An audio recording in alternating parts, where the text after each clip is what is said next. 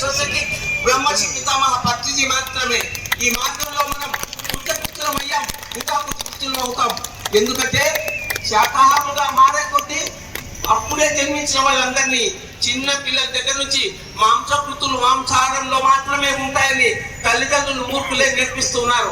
మాంసకృతులు 1 కిలో కోడి మాంసం కంటే కూడా 100 గ్రాములు సోయాబీన్స్ లో మాంసకృతులు ఎక్కువ ఉన్నాయి.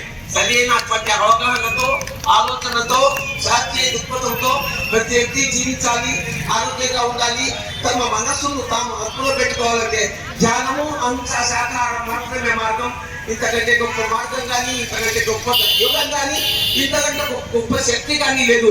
కనుక ఈ ద్రోణాచలం మండలం, ఈ ద్రోణాచలం అసెంబ్లీ కాన్స్టిట్యున్సీ అందరూ కూడా ఈ విషయాన్ని పాటించి అందరూ ధ్యానులై శాకాహారులై తమ జీవితాన్ని సమృద్ధిగా కాపాడుకోవాలని ప్రార్థిస్తున్నాము. Thank you.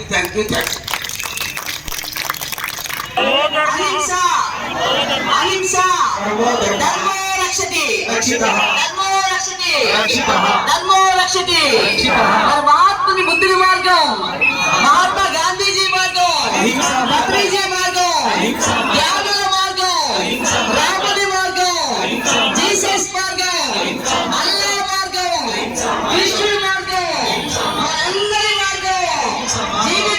జీవితం శాకాహారులుగా జీవితం, పూజిద్దాం